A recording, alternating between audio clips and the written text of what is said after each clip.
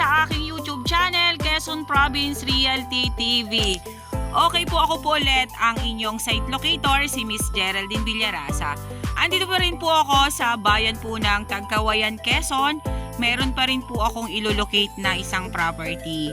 Siya naman po ay 5.9 hectare. Okay po.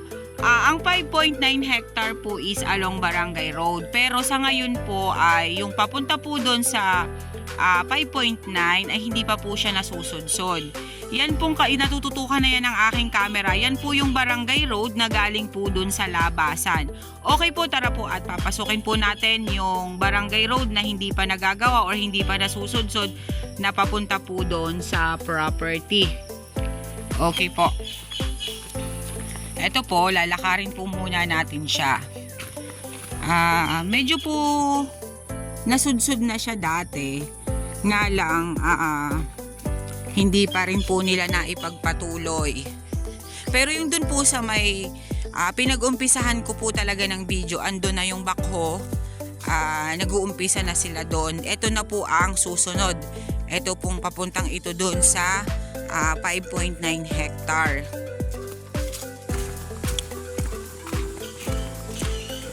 Yung pong 5.9 hectare na yon ay naka mother title po siya. Then ang price po nun ay 800,000. Yun po ang bigay ni seller.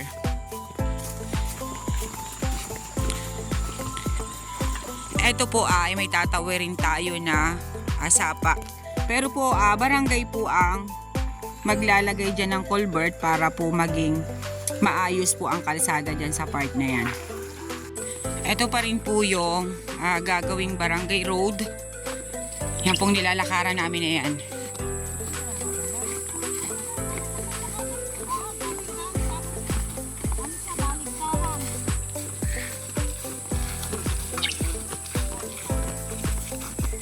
Dito ka nga sa likod ko.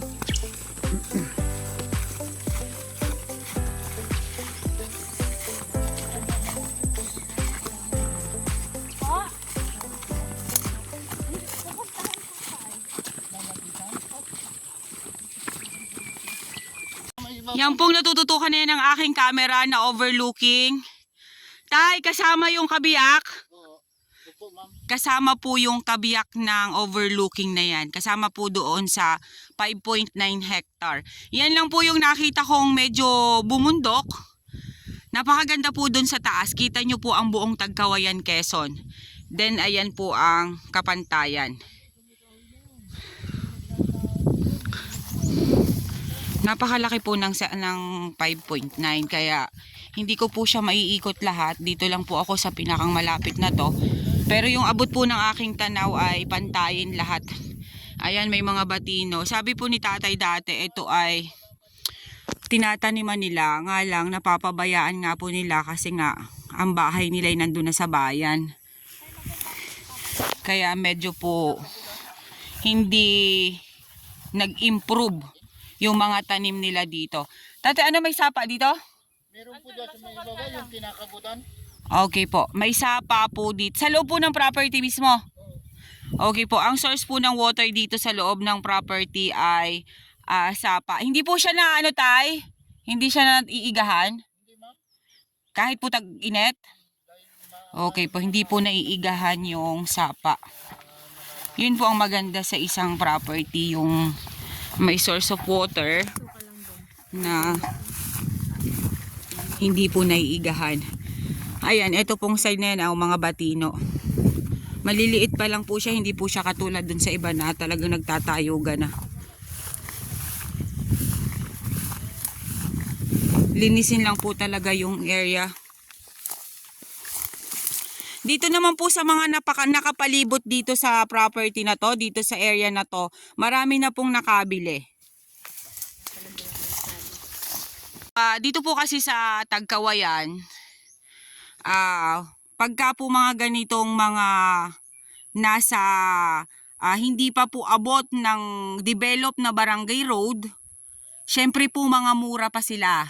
Kaya po yung mga tao, yung iba pong mga mamimili, mas pinipili po nila yung mga hindi pa naabot ng barangay road pero may proposal kasi yun po ay murang-mura pa pong nabibili.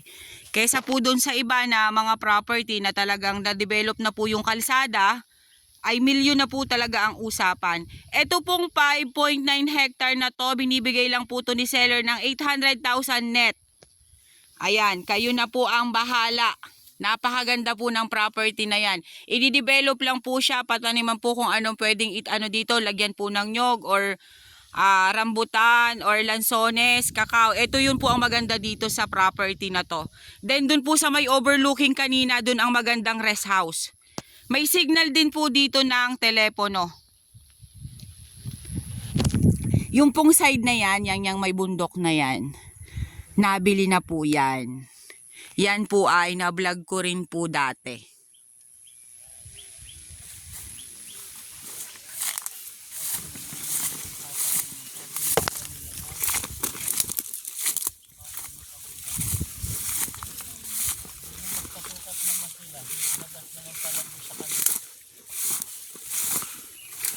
Medyo lang po talaga masukal. Ayan, meron pong pangilan-ngilan na jug dito sa loob. Ayon po, may mangga po doon sa loob na yon. Talagang napabayaan lang po. Ang kapal po kasi talaga ng damo, oh.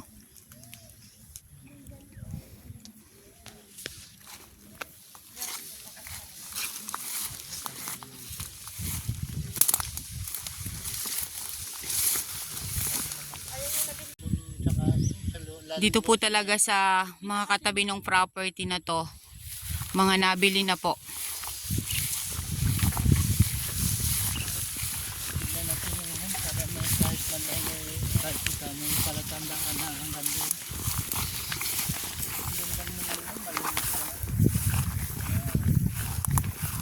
Laki ng 5.9 tatay. Ba't hindi nyo natutay ano? Ba't hindi nyo pinataniman? Pinataniman mo dito. Ganun nga. Nasisilan. Bago. Tsaka may edad na rin po kayo.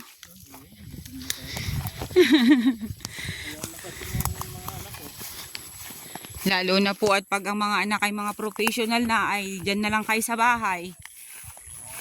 Kami naman ang maghahanap buhay para sa inyo. Ganun lang po yun. Dito nga doon sa anak ko. Ayan po, kasama pa rin po ito sa 5.9 hectare. Pati antay kakahuyan na yan? Hindi naman yung kabila. Ay, ang ganda lang ma'am sa may pasak na yan na maputi. Oh. Ay kaya nga po yan pa, yan. Ayun po ma'am. Oo, muhon yan eh. May muhon dyan. Ito, kasama pa to. Ito tay? Hindi na po ito. Okay. Okay guys, nandito na po ako sa 5.9 hectare. Nalakad ko na po yung barangay road kanina na hindi pa ginagawa. Doon nga po pala kami nagmula sa Muslim Village dito po sa Kasispalan. Okay po, ito na po yung 5.9 hectare. Totally po talaga siya ay walang tanim. Kumbaga po ay mga kahoy gubat lang at mga pangilan-ngilan pong batino. Yun lang po yung nakita ko dito.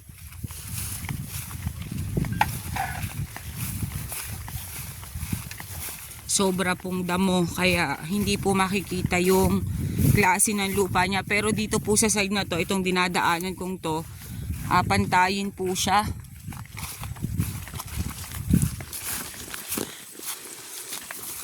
Dun po sa mga nadaanan namin may mga ginagawang kaingin. Ito po talaga parang napabayaan na po ng may-ari. Hindi na po nila talaga siya naasikaso. Kaya eto na po yung naging kalagayan ng lupa niya. Halos po talaga kugunan na lang siya at mga damo.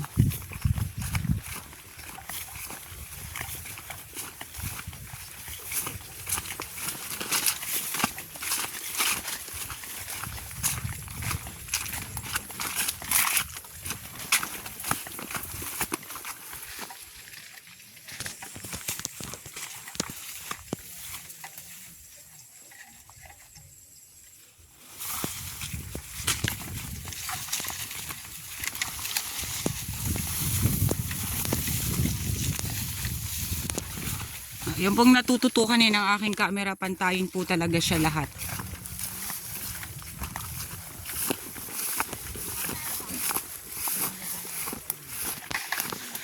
Ayun, may fruit bearings din naman pala.